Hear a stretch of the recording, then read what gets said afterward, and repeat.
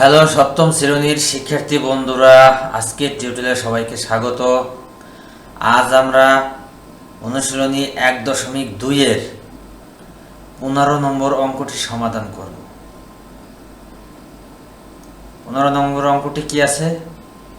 56,728 জন সৈন্য থেকে কমপক্ষে কতজন সৈন্য সরিয়ে রাখলে বা তাদের সাথে কমপক্ষে আর কতজন সৈন্য যোগ করলে সৈন্য দলকে বর্গাকারে সাজানো যাবে। তার মানে বলা হয়েছে 56,728 জন সৈন্য থেকে কমপক্ষে কতজন সরিয়ে রাখলে মানে বিয়োগ করলে, ঠিক আছে, বা তাদের সাথে কমপক্ষে আর কতজন সৈন্য যোগ দিলে মানে যোগ করলে, ঠিক আছে, সৈন্য দলকে বর্গাকারে সাজানো যাবে। তার মানে এখানে উত্তর দুইটি বের হবে। সরিয়ে রাখলে মানে একটি বিয়োগ করতে হবে, আবার যোগ করলে মানে আবার যোগ করতে হবে, ঠিক আছে। অর্থাৎ একে বর্গ করে তারপরে যোগের নিয়মে একটা রেজাল্ট বের হবে, আবার বিয়োগের নিয়মে একটি রেজাল্ট বের হবে, ঠিক আছে।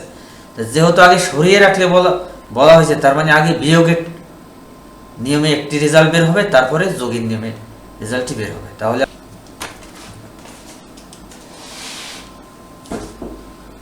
কত আছে? 15 নম্বর, তাই না? 15 নম্বর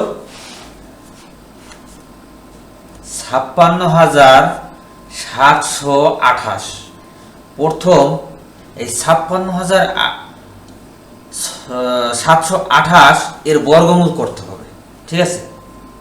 তো বর্গমূল করতে আমরা জানি ডান দিক থেকে আগে জোড়া টানতে হয়, তাই না? 28 এক জোড়া, 67 এক জোড়া, তারপরে থাকে 5, ঠিক আছে। 5-এর উপরে আমরা দাগ দিলাম, তারপরে এই দিকে একটি দাগ দিতে হবে। দাগ দেওয়ার পর প্রথম আমাদের যেহেতু এই 5 কারোর সাথে জোড়া হয় নাই, সুতরাং প্রথম 5 নিয়ে কাজ করতে হবে। এখন এখানে এমন একটি সংখ্যা নিতে হবে যেই সংখ্যার বর্গ করলে এই 5-এর সমান হয় বা 5-এর কাছাকাছি থাকে। তাহলে আমরা জানি 1-এর বর্গ 1, 2-এর বর্গ 2 দ্বিগুণে 4, 3-এর বর্গ 3 গুণ 3, তার মানে 3 3 9, ঠিক আছে। তাহলে 5-এর বেশি হয়ে যায়, সুতরাং 2-এর বর্গ কত? 2 গুণ 2, তার মানে 2 দ্বিগুণে 4। তাহলে আমরা নিই 2 তো 2 দ্বিগুণে 4, ঠিক আছে। তারপরে এইভাবে একটি দাগ দিয়ে আমরা বিয়োগ করি, 4 আছে কত? 5 হবে 1 হইলে, ঠিক আছে। তারপরে এই জোড়া কেটে আনতে হবে, 67, 6 7। এই জোড়া কেটে আনার পর আমাদের কি করতে হবে? এই দিকে একটি দাগ দিতে হবে।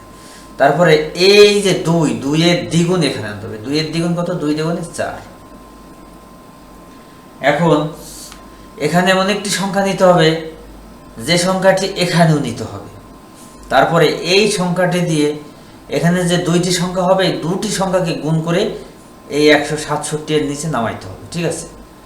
সেটা যদি 167 সাথে মিলে যায় ভালো, আর যদি না মিলে তাহলে 167 থেকে কম থাকবে। তাহলে এখানে যদি আমরা 3 নেই এবং এখানেও যদি 3 নেই, তাহলে কত হবে? 3 3 9, 3 3 12, ঠিক আছে। আবার যদি এখানে 4 নিতাম, এখানেও 4 নিতাম, দেখো কি হইতো? 4 4 16, 6 হাতে আমার 1, 4 4 16 আর 1 17, ঠিক আছে, বেশি হয়ে গেত। সুতরাং আমরা এর সাথে কম নিছি, কত? 129। এখন আমরা যদি এটা বিয়োগ করি, 9 আছে কত হলে 17 হবে। 9 10 11 12 13 14 15 16 17, ঠিক আছে। কত হইলে? 8 হইলে। হাতে আমার 1, 2 এর 1 3 আছে কত হলে? 6 হবে 3 হইলে। হাতে আমার থাকে না, 1 1 মিললে গেলে বামে শূন্য পড়ে না। তারপরে 28, 2 এ 8 28। তারপরে আমাদের কি করতে হবে? এই দিকে একটি দাগ দিতে হবে। এখন এখানে আছে 23, এই 23 এর দ্বিগুণ যদি এখানে নেই, তাহলে 3 দ্বিগুণে 6, 2 দ্বিগুণে 4, 46, ঠিক আছে। এখন এখানে এমন একটি সংখ্যা নিতে হবে যে সংখ্যাটি এখানেও নিতে হবে। তারপরে এই সংখ্যা দিয়ে এই পুরো সংখ্যাকে গুণ করে এর নিচে নামাইতে হবে। এখন এখানে যদি আমি 8 দেই, এখানেও যদি 8 দেই, তাহলে কি হয়? 8 × 8 = 64, 4 হাতে আমার কত? হাতে আমার 6, তাই না? 6 × 8 = 48, 48 আর 6 48, 49, 50, 51, 52, 53, 54, 4 হাতে আমার 5, তাই না? 4 × 8 = 32, 33, 34, 35, 36, 37, এই তো 37, ঠিক আছে 37। এখন যদি আমরা বিয়োগ করি, 4 আছে কত হলে? 8 হবে, 4 হলে হাতে আমার থাকে না, 4 আছে কত হলে? 12 হবে, 4, 5, 6, 7, 8, 9, 10, 11, 12, 8 হইলে হাতে আমার 7 আর 1 8, 8 8 মিলে গেলে বামের শূন্য পড়ে না, 3 3 মিলে গেলে বামের শূন্য পড়ে, আমার কত আসে? 64। এখন এই মূল সংখ্যা থেকে যদি আমি 64 বিয়োগ করি, তাহলে কি হবে? আমাদের সংখ্যাটি পূর্ণবর্গ হবে, তাই না? তাহলে আমরা এখন লিখতে পারি, তাহলে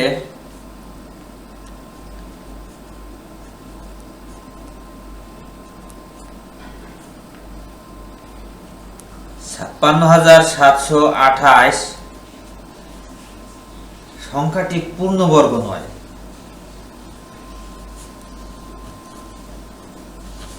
সংখ্যাটি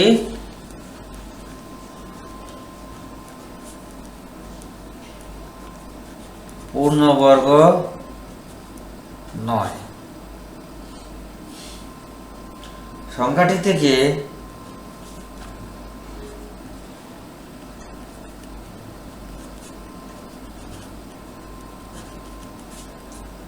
সংখ্যাটি থেকে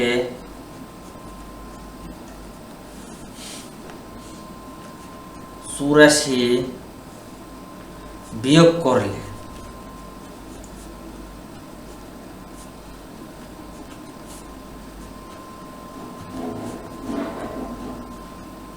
করলে সংখ্যাটি পূর্ণবর্গ হবে।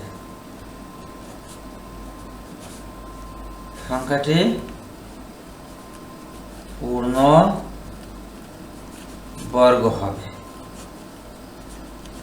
সংখ্যাটি পূর্ণবর্গ হবে। তাহলে কি লিখতে হবে? সুতরাং 84 জন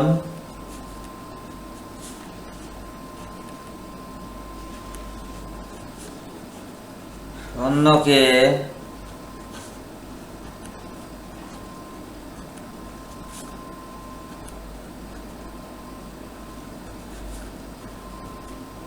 সরিয়ে রাখলে সৈন্যদলকে বর্গাকারে সাজাতে হবে, তাই না? এইভাবে দেখা যায়, সরিয়ে রাখলে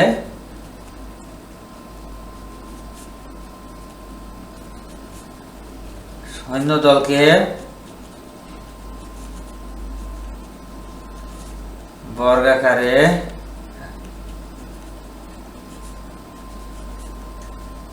সাজানো যাবে, ঠিক আছে?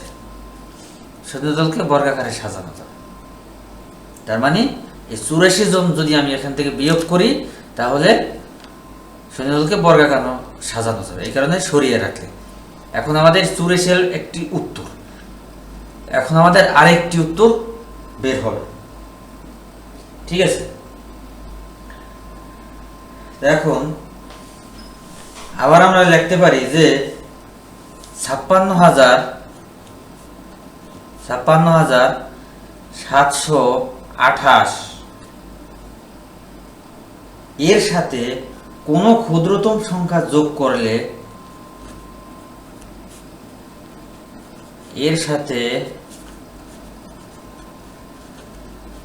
কোনো ক্ষুদ্রতম সংখ্যা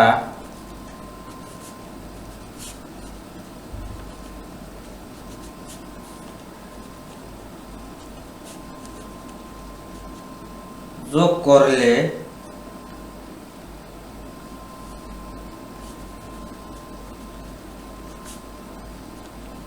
যোগফল একটি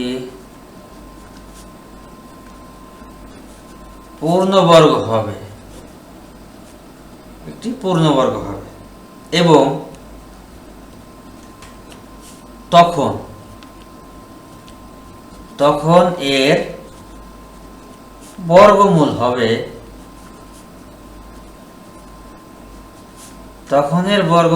কত? এই যে বর্গমূল, এই বর্গমূলের সাথে 1 যোগ, অর্থাৎ 238 যোগ 1 অথবা 239। ঠিক আছে, এখন সুতরাং 239 এর বর্গ, 239 এর বর্গ এর বর্গ কত হবে? ঠিক আছে, দেখো এখন 239 এর বর্গ যদি আমি নির্ণয় করি ক্যালকুলেটরের সাহায্যে, ঠিক আছে, কত আছে?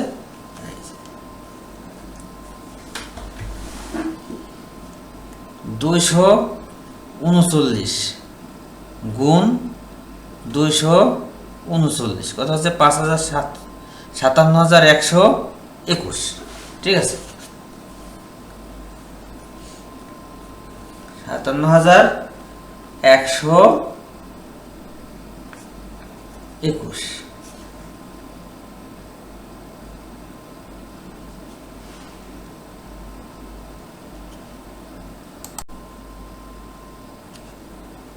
এখন আমরা লিখতে পারি যে নির্ণয় ক্ষুদ্রতম সংখ্যা 57,121 বিয়োগ 56,728। এই 57,121 কোথায় পাইলাম? এই যে বর্গমূল, এই সংখ্যাটিকে 239কে বর্গ করে এই 57,121, তারপরে নির্ণয় ক্ষুদ্রতম সংখ্যা 57,121 বিয়োগ 56,728। এই 56,728 হলো অঙ্কে দেওয়া আছে। ঠিক আছে, সেইটা এখন এই 57,121 থেকে 56,728 যদি বিয়োগ করি আমাদের কত আসে? 393। ঠিক আছে, 393। সুতরাং এটা হলো কি যোগের ক্ষেত্রে। ঠিক আছে, যোগের ক্ষেত্রে 393 জন যোগ করতে হবে। ঠিক আছে, এই সংখ্যার সাথে যোগ করতে হবে। যোগ করলে কি হবে? এই সংখ্যাটি পূর্ণবর্গ হবে। তার মানে এখন লেখা যায় 393 জন সৈন্যকে যোগ দিলে সৈন্য দলকে বর্গাকারে সাজানো যাবে। ঠিক আছে, এখানে লিখি বর্গাকারে সাজানো যাবে,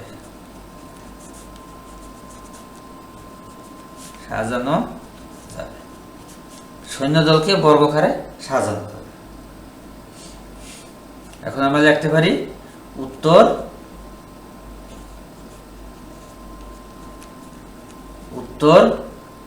একটি উত্তর হলো বিয়োগের ক্ষেত্রে, এই যে বিয়োগ। ঠিক আছে, মানে সৈন্যদল থেকে কতজন সৈন্য সরিয়ে রাখলে, এই 84 জন সৈন্য সরিয়ে রাখলে এখন উত্তর লেখা যায় 84 জন। ও আরেকটা উত্তর হলো এই যে 353 জন সৈন্যকে যোগ দিলে, যোগের ক্ষেত্রে। ঠিক আছে, 353 এই 84 বিয়োগের ক্ষেত্রে এবং 353 যোগের ক্ষেত্রে। তার মানে 84 জন সৈন্য যদি এই 56,728 জন সৈন্য থেকে বিয়োগ করা হয় তাহলে এই সংখ্যাটি বর্গ সংখ্যা। তার মানে এই কয়জন সৈন্যকে বর্গাকারে সাজানো যাবে। আবার এই 56,728 জন সৈন্যর সাথে যদি 393 জন সৈন্য যোগ করা হয় তাহলেও সৈন্যগুলোকে বর্গাকারে সাজানো যাবে। তার মানে এই সংখ্যাটি একটি পূর্ণবর্গ সংখ্যা হবে। এখন আমরা 16 নম্বর অঙ্কটি সমাধান করব। কোন বিদ্যালয়ের 2704 জন শিক্ষার্থীকে প্রাত্যহিক সমাবেশ করার জন্য বর্গাকারে সাজানো হলো। প্রত্যেক সারিতে শিক্ষার্থীর সংখ্যা কত বা নির্ণয় করো। আসলে অঙ্কটি অনেক সহজ। ঠিক আছে, তাহলে তার মানে 2704 জন শিক্ষার্থীকে বর্গাকারে সাজানো হয়েছে, তার মানে এটাকে বর্গমূল করতে হবে। ঠিক আছে, বর্গমূল করলেই প্রত্যেক সারির শিক্ষার্থীর সংখ্যা বের হয়ে যাবে। কি আছে 16। এখন আমরা লিখতে পারি কি, যেহেতু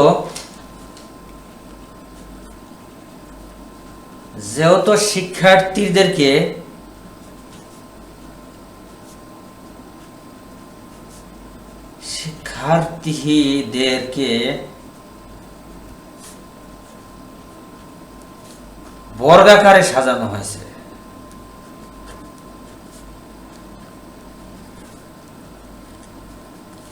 বর্গাকারে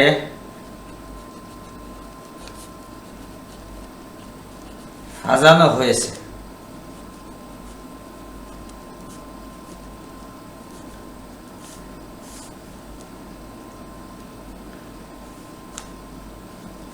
তাই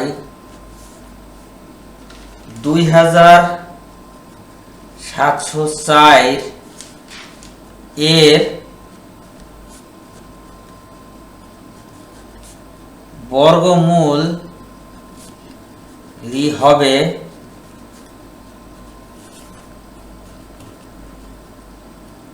নির্ণয় শিক্ষার্থীর সংখ্যা।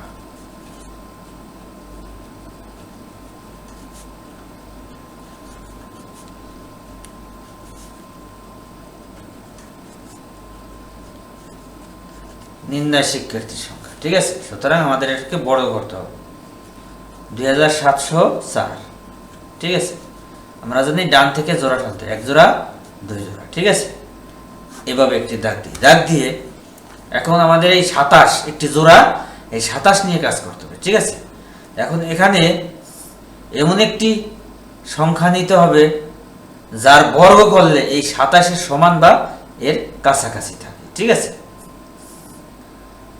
এখন আমাদের কত নিতে হবে আমরা জানি, 1 এর বর্গ সংখ্যা 1, 2 এর বর্গ সংখ্যা 2 দুগুণে 4, ঠিক আছে। 3 এর বর্গ সংখ্যা 3 তিরিক্ষা 9, 4 এর বর্গ সংখ্যা 4 4 16, 5 এর বর্গ সংখ্যা 5 5 25, 6 এর বর্গ সংখ্যা 6 6 36, ঠিক আছে। তা 27 এর বেশি হয়ে যায় 6 নিলে, সুতরাং আমরা যদি 5 নেই তাহলে কত হয়, 5 5 25, ঠিক আছে। আচ্ছা, এখন 5 আছে কত 7 হবে, 2 হয়ে যায়। হাতে আমার 1 সরি হাতে থাকে না, 2 তে মিলে গেলে মামার সঙ্গে পড়ে না। এখন এই জোড়া যদি কেটে আনি কত, 204, ঠিক আছে। তারপরে এইদিকে টান দিতে হবে। এখন এই 5-এর দ্বিগুণ এখানে নিতে হবে, 5-এর দ্বিগুণ কত, 10, ঠিক আছে। এখন এখানে এমন একটি সংখ্যা নিতে হবে যে সংখ্যাটি এখানেও নিতে হবে, ঠিক আছে। তারপরে এই সংখ্যাটা দিয়ে এই পুরো সংখ্যাটিকে গুণ করে এই 204-এর নিচে নামাইতে হবে, তাই না। এখন আমরা যদি এখানে 2 নেই, এখানে অবশ্যই 2 নিতে হবে নিয়ম অনুযায়ী, ঠিক আছে। এখন এই 2 দিয়ে এই 102-কে গুণ করতে হবে, ঠিক আছে। তাহলে কত হয়, 2 দুগুণে 4, 2 এ 0 0, 2 অক্ষে 2, ঠিক আছে। যে আমাদের মিলে গেছে 204 204 বিয়োগ করলে 0, ঠিক আছে। এখন আমরা লিখতে পারি নির্ণয় শিক্ষার্থীর সংখ্যা। সুতরাং নির্ণয় শিক্ষার্থীর